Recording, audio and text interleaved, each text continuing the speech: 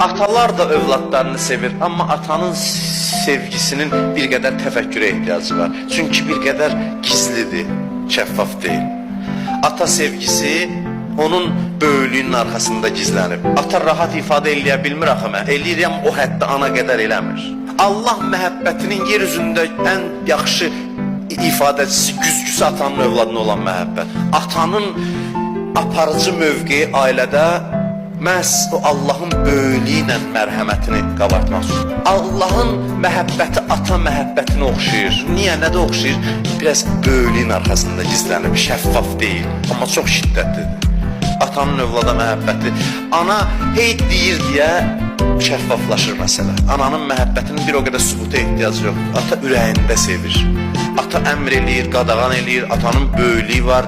Atanın sevgisini duyan insan Allahı daha yaxşı anlayır, daha yaxşı başa düşür.